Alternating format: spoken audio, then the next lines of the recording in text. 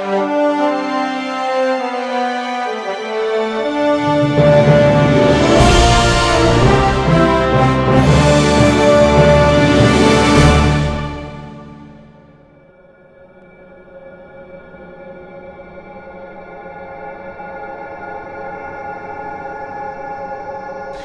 there, we're the good ship CineFiles, and what better way to celebrate today's topic, because we're discussing 70s, 80s space operas. Get your laser guns ready, folks.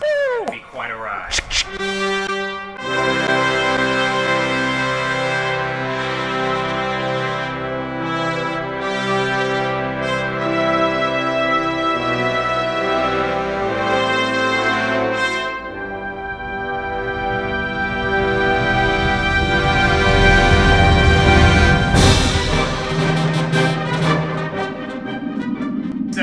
Topic is 70s, 80s space opera. Before we get into that, let's introduce the co-hosts here. We got Lolo Rock and Rolla, our navigator. Hello, people. Ah! And Captain Jeffrey Galishar. Captain?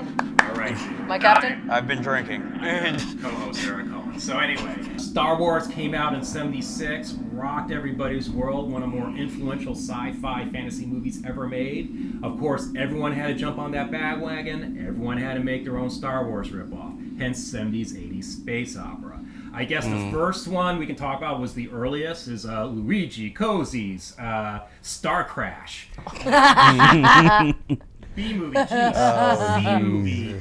Yeah. Rip-off of Star Wars. It is beloved in some circles. You know, it has the same kind of like allure that something like Plan 9 from Outer Space apparently has. I don't know why. Well, it's an interesting film. Just to give it a The little... sets and the spandex? I mean, come on. 2 words, David Hasselhoff. Exactly. Yeah, 2 words. David Hasselhoff. Right, but the thing is, the whole movie's about a female heroine named Stella Star. She's sort of supposed to be like a female Han Solo, played by the voluptuous Caroline Munro of the Hammer films and what have you.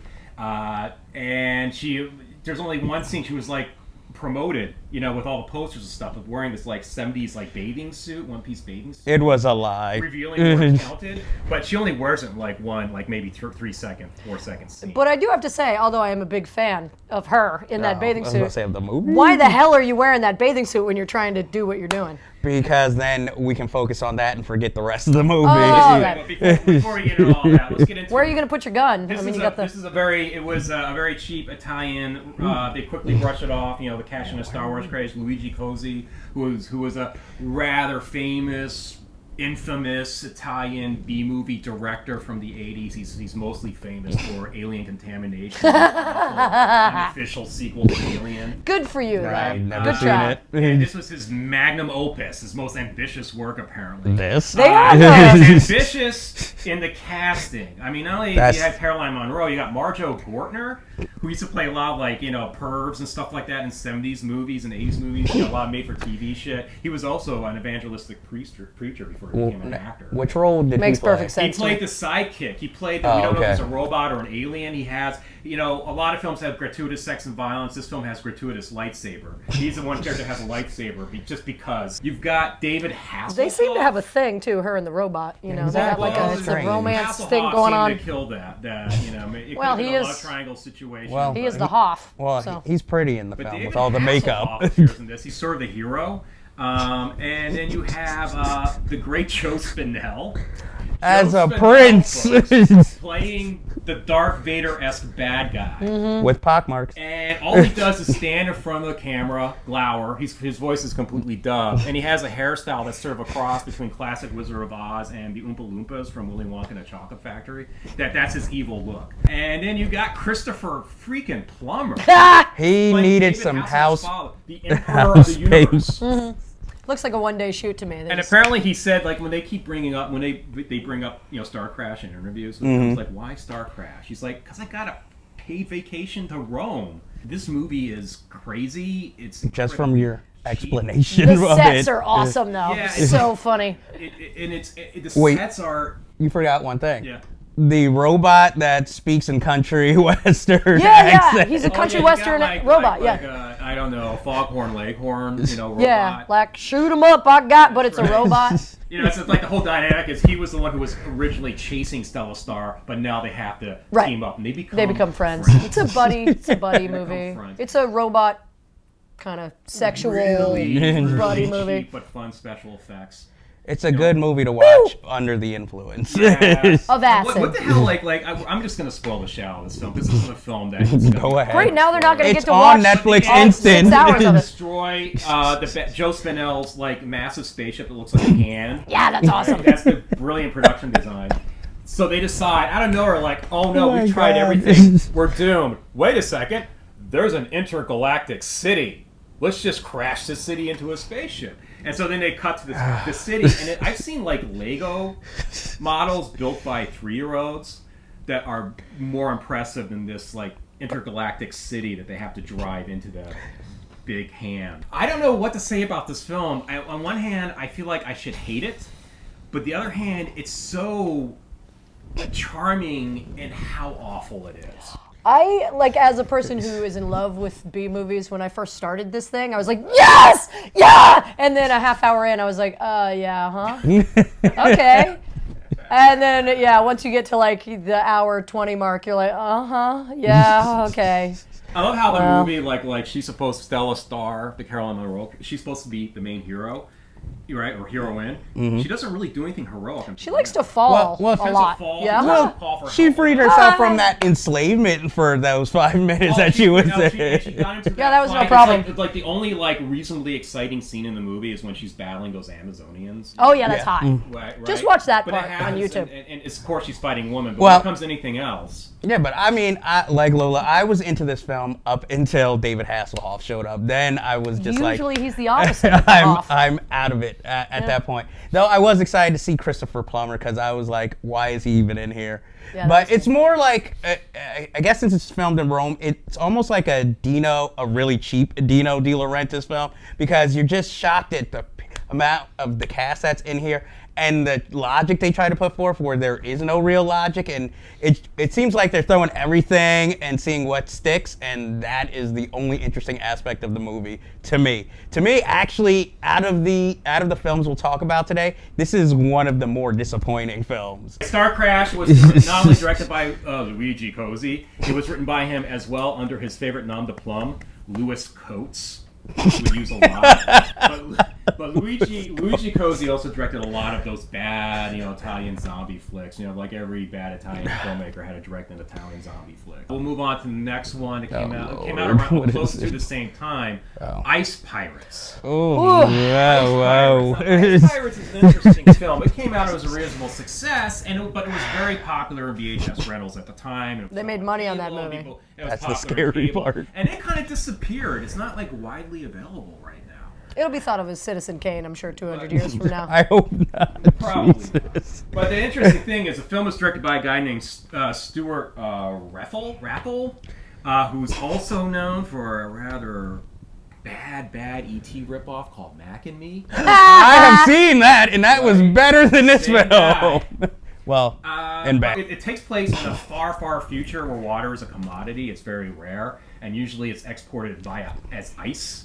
And there are people making a lot of money pirating, just stealing ice from other people. The ice pirates. It's Robert Urich, a.k.a. Spencer for Hire dude. He plays the main roguish hero. Who, after this, trying to be Han Solo so badly. And you can see why he never played another lead really ever again. He's not.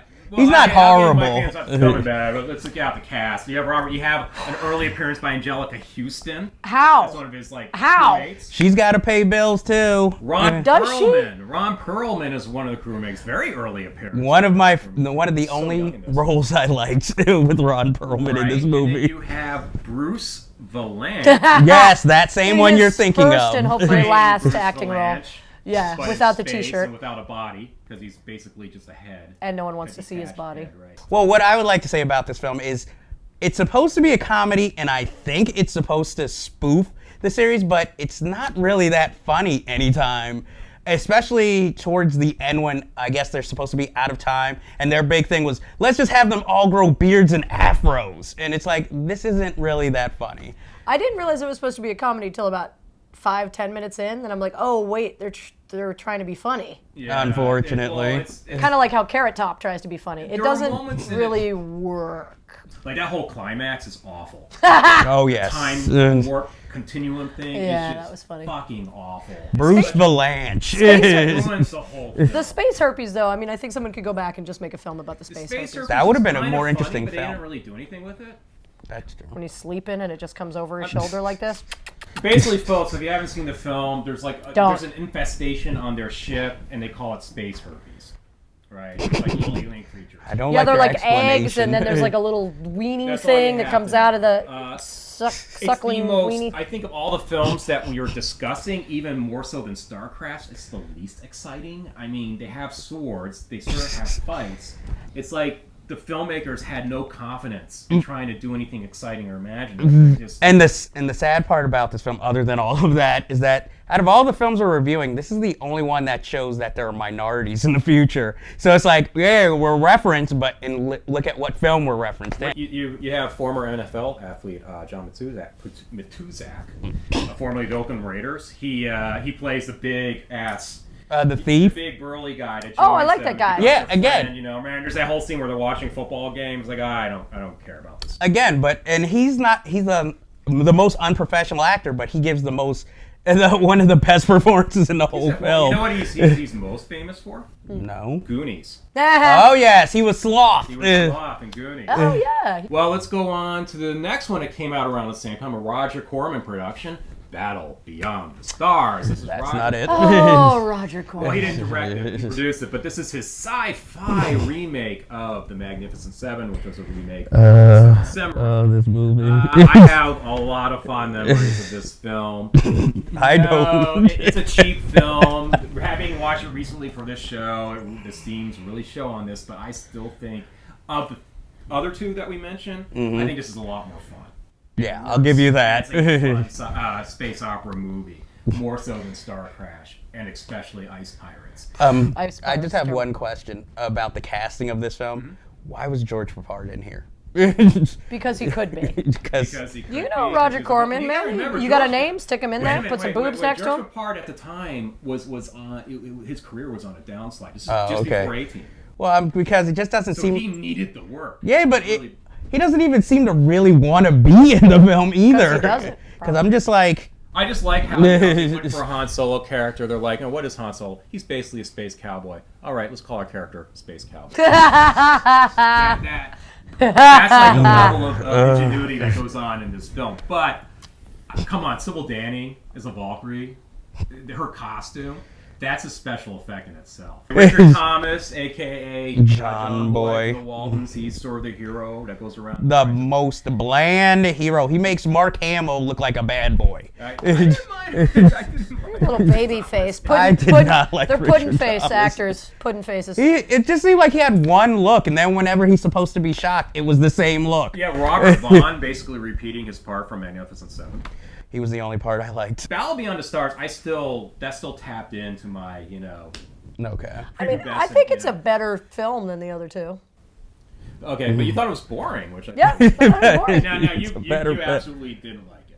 I didn't hate it, but I was just like, I just had so many problems with it that after a certain point, I guess I had checked out, but I still found it more entertaining than, let's say, Ice Pirates. The special effects are very weird in this one. Yeah, Yes. that part's good. They're good.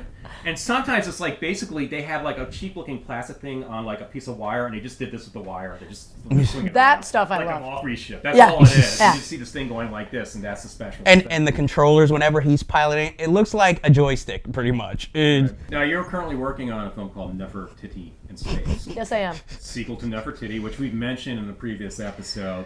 I- Are you driving any inspiration? Oh my at all? God, yeah! Just the spandex and the boob fights and mostly the props. Since Nefertiti in Space does take place in the '70s, I'm ripping so much off from all of these movies. So yeah, hopefully you'll actually want to watch mine the whole way through instead of just skimming past, like you should do with Ice Pirates. What's interesting about the space opera genre versus, say, something like Sword and Sorcery?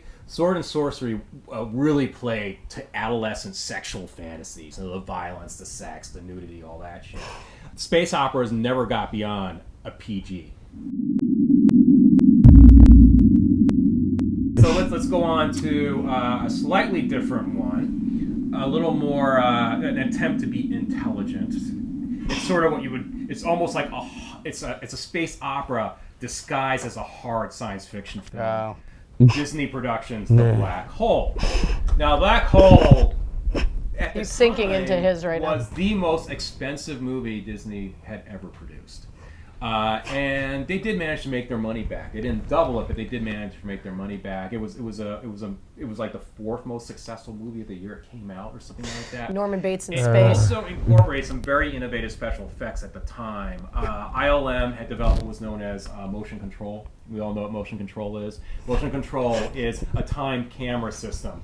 That's used for animating objects, models, whatever, like spaceships, monsters, whatever. But that same camera system will be timed to whatever camera movement you would have with the actors, right? So that way, up to that time, when they would do like compositing shots and mats, you couldn't move the camera. Everything had to be still and in a frame. ILM had developed a motion camera system. It was too expensive and too time-consuming to rent out, so Disney had to come up with its own take on motion control. In fact, according to, I guess, film scholars, whatever, they actually improved upon the system for The Black Hole.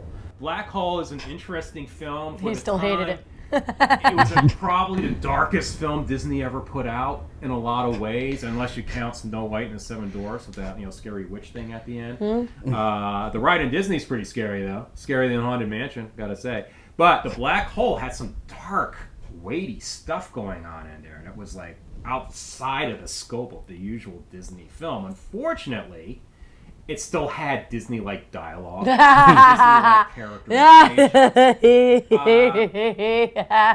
I was really fond of this movie when I was a kid because I had no idea what was really going on in that film, but I felt really smart and intelligent while watching it. And of course, when I got older and saw things like 2001: A Space Odyssey, it was like, no, Black Hole isn't really that deep.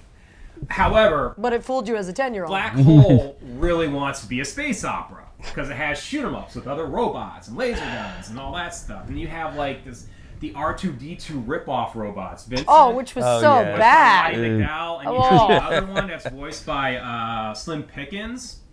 What would make them think that accent would ever happen in space? It doesn't explain why certain robots American would be evil and why other robots would be jolly and be filled with personalities, friendly personalities and stuff like that. Although the robot Maximilian is pretty impressive conceptually, it's annoying that they have to make him such a douchebag. Why a douchebag robot? Maximilian plays the villain. I mean, basically, Black Hole. If you guys, a lot of people know this film, but it's basically 2,000 Leagues Under the Sea in space. Right? Yeah. They stumble upon this what they thought was an abandoned spaceship called Cygnus. It's right by a black hole. This was a spaceship that went on a mission 2 decades prior. In fact, one of the people stumbles on is the daughter of one of the scientists that was on that original mission. You got Robert Forster. Because that's going to happen. With his original hair. With his original hair. Now he has plugs, right? Yvette Namiu plays the aforementioned daughter of the missing scientist. Ernest Borgnine. Yeah! With a mustache! With a dapper mustache, I might add. He's looking very dapper in this. He should always have a mustache. Who's joined the expedition. He looks cool. You also have Anthony Perkins. Right, yes! Playing the scientist on board. Well, I should like this film. I know. And he allows his curiosity to get the better of him. As always. As always. Which leads to one of the more disturbing things I've seen in a Disney film when I was a little kid. Oh, okay. I was about to say. That was fucked up. Yeah, I mean, you know what? This is the thing. Having seen it really recently, like I saw it yesterday, just refreshing my memory on this. On one hand, it's a really impressive production. I mean, I have to say the special effects really do hold up. Compared to all the films we're going to talk about, it is visually, and the production design and everything, I think it's the best out of the ones we're talking about, and visually it really, really works. I'll give you that. It has some really interesting ideas and concepts, but they're presented in very adolescent and shallow ways, right? It's like Disney. an 11-year-old idea of what 2001: A Space Odyssey should be, and the characterizations are very, kind of one-dimensional. Yes, very. No depth, and the dialogue doesn't really help. It's like silly. It's like, kind of dialogue you read in coloring book versions of popular movies that would come out at the time. I thought this film was very dense, very boring, and to quote the late great Roger Ebert, I hated this film. I really hated this film. It was torture sitting, as Lola has said for some of these films, it was literally torture sitting through this film. And the worst part was I actually liked some of the cast, which was why it hurt so much. I mean, this is only the second Maximilian Schell film I've ever seen in my life, and I just couldn't take this film. I thought at least maybe Tony Perkins would liven things up. If anything, even if he's given a campy performance, he's entertaining. But, other than, being one of the more interesting characters in the film, that's about it. Robert Forster does what Robert Forster tends to do. And, I just thought he was very boring, very just stone. And, Roddy McDowall, of course, since it's a Disney production, of course, Roddy McDowall would be in there somewhere. Yeah, actually, he's not credited in the movie. But you could tell as soon as you hear the voice who it is. Because I was just like, ugh. And you get Slim Pickens in there, and since I had already seen Starcrash, I was like, this is ripping off my country western robot from Starcrash. And he loves country western robots. Exactly, and I love Slim Pickens usually in movies. Why does the Slim Pickens robot have, like, Disney Mickey Mouse eyes? Did you notice that? I mean, it's like beat up and stuff. I couldn't tell if they were, like, trying to be cute or something. It's weird that they don't try and be cute when Anthony Perkins is in your film. Yeah, exactly. It's really, and there's no impact on anything. The situation, spoiler, that I was alluding to before, basically the bad robot, the douchebag robot, Maximilian, drills through Anthony Perkins' stomach. I mean, you don't see any blood or gore. That would have been awesome. Exactly what's happening. And for a kid, seeing that in a Disney film for the very first time was pretty freaking disturbing, right? So, anyways, but there's no impact because you don't really care. I couldn't help. I was just spacing out the whole time, and as I was spacing out watching the thing, I was just like, I should watch Psycho after this. That's all it does, I really should watch Psycho again. No. Which is bad if you're watching one film and you can't even pay attention enough to that film to just be like, I should watch another film with this cast, with that guy, who's better. Ernest Borgnine is the only one that has some personality, but he's annoying. Yeah, well, he's always been kind of. Now, I was going to say, that's Ernest Borgnine. Let's talk about that ending. You'd have to remind me about that ending. Has been, like, analyzed. Why? No, seriously, there are people out there that love to analyze that entire ending. It's up on YouTube. It's all discussions. Well, and what do they have to? Why? Come on! They're going through the black hole and they see Maximilian and Dr. Reinhardt, the bad guy. Maximilian Schell. They fuse together and become one, and they're on top of a big mountain, and everyone's praying to them. And then there's all that heaven imagery. Like, where the fuck does that angel come from? Why are they suddenly in a cathedral and all that stuff? Now, because that's if you and if you don't know how to finish a film, you have the gods come down at the end. Everybody knows that. That's as old as we are. That's as old as humans. Almost ended. Yeah. So basically, what we're saying, in the words of my great friend Mike Foltz, quoting the great John Wayne, it's re-goddamn dickolous. Yes, because at that point I didn't care. I just wanted the film to end. So, and they come out of the black hole, and they're all fine and everything. I mean, which also betrays the law of physics.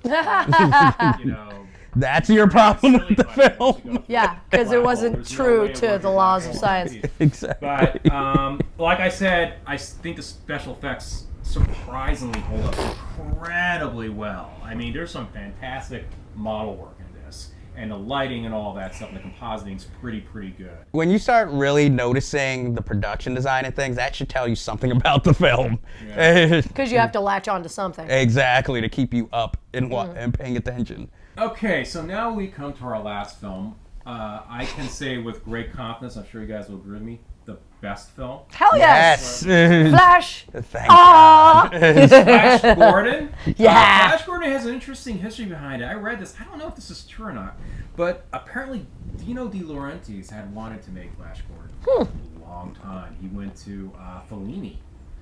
Now, according to what I read, like, that would have been awesome. Which doesn't make any sense, because Fellini would have to be a kid. But apparently he approached Fellini about doing it. And this was a while ago. Fellini turned it down for whatever reason. So he sat on the project for a while, and eventually Star Wars happened. Everybody wanted to do a space opera.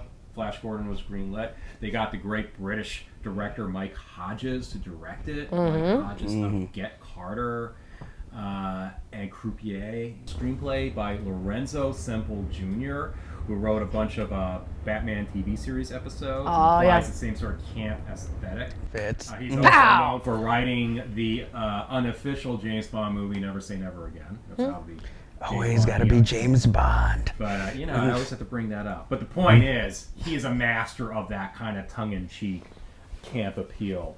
And a Queen song. And a Queen soundtrack. Queen soundtrack. The entire soundtrack is fantastic. Yeah. It's one of my favorite soundtracks of all time, actually. But you got Max von Sydow as King the Merciless, who's a lot. We were talking about Sybil Danning earlier, but I was obsessed with this actress when I was a teenager, Ornella Muti. Oh yes, yeah. I can agree with you there finally. All the way across. Wow. Jesus Christ. I like High five for boobs. High Oh, Yeah. yes. Lola on that one. Yeah. Ornella Muti, man. And I've seen her in movies naked. And Yeah, this should have been a porn, too. Yeah, but I mean, they made Flash Why Gordon. he turns her down for Dale, I will never know, other than the script. Melanie That's the only Anderson way. In real life, it was something Dale, else. Right. And Sam Jones. This is Flash. Gordon. Now, apparently, Sam Jones was dubbed through most of the film Yeah. by another voice. Not because they didn't like his original voice, but because they had to re-loop afterwards, which happens a lot in productions. He so hated working on that production. He just didn't get along with the producer or director. He didn't want to come back to re-loop. So they had to bring another voice to re-loop his lines. You got an early appearance by Timothy. Well, it's not the earliest appearance by Timothy Dalton, but it's a pre-James Bond appearance. Let's just say that. It's Prince Baron. And a great Brian Blessed. Brian Blessed just makes this film and so. Oh well, who wants to live forever? Brian freaking Blessed. He knew what type of film he was in. I love this movie. Yeah. Yes, I was surprised at how well it held up from my childhood, because watching this, I thought it's going to probably be horrible from what I remember from being a kid. But it is just so much fun. It's intentionally and unintentionally campy at times. It's kind of perverted, the Ming scene when he thinks he's drugged Dale in his time to get his space, I guess, sex. And one of the things, I know this is a strange thing to bring up with all these films, I love how in this and in Star Trek, all the humans or aliens are willing to have sex with one another, even though they don't know what they could catch from having sex with these other species. It's the future. Interesting thought process. I was just thinking that in that scene, because I'm like, he just so wants Dale so Yeah, but bad. weren't you psyched as a kid just to know there's so much sex in space? I was just shocked that there was sex in this film, because I was like, wait, I know he wants to do something with Dale, but exactly what? And then he takes off his belt, and I'm just like, whoa, this film's going in places I didn't expect. Richard O'Brien is in this. He's one of Prince Baron's guys, right? Tricks Sam Jones as Flash Gordon into thinking he's helping him escape, and it turns out no, it's all a trap, and all this stuff. I love this film. I don't have anything else to say about it. The special effects are appropriately cheesy, but it has like this wonderful kind of comic book aesthetic. It has like the red, blue very. colors of comic Yeah, we book. finally got to campy in the good way. you know? Exactly. Yeah. Where was Anthony Perkins? Starcrash could have done it if it wasn't so long and boring. Could have been campy in the right way, but Go Flash, go Flash. yeah. Oh yes, the football battle scene. Yeah. But, Again, like Barbarella, it has that this could break into porn at any time. You don't know if this is going to happen or not, and then it just never really It does. does that, but it's really it's interesting how it plays that fine line. Yeah. Where it still is kid friendly. Yeah. Yes. Yeah. It's I saw one this when scene. I was like 6 or something. It's a yeah. fun So did I. Yeah. You've probably seen it, but if you haven't, Flash. It's worth adding to the home library. It's better than you remember it. Hodges, man, who it wasn't known for that kind of visual kind of like work. Now, this is a guy who was known for his UK gangster flicks. You know? Yeah. So he was an interesting choice, and he does a really good job. Maybe he just wanted to work with Max von Sydow again. He probably wanted to get paid. Well, but a In good Italy, like Christopher Plummer. Hey, I got to go to Rome. yeah. Blah, blah, blah. Free trip. Let's do I it. think it was I believe it was shot in Italy, actually. So yeah, Flash Gordon, Battle Beyond the Stars. Well, you guys weren't as impressed with it as I was. Well, I wasn't impressed with it. I enjoyed it. Black Hole, and Starcrash and Ice Pirates, all space operas. Fond memories from my youth, having been a Star Wars fan. I want to see anything with laser guns and spaceships chasing after each other. Spandex. What is that? Oh, what the hell is going on?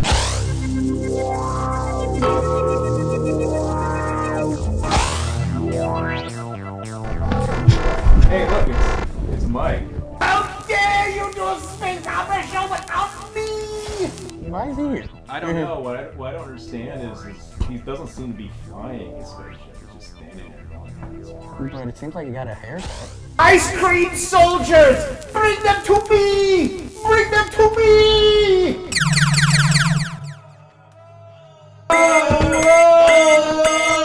Oh, the humanity!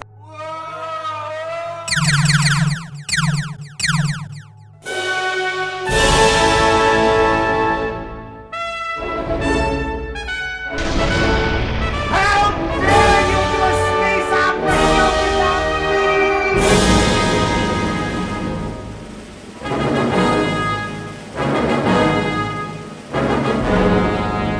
Bring them to me! That's Robert Zadar from Tango and Cash. Ray Tango, Gabriel Cash.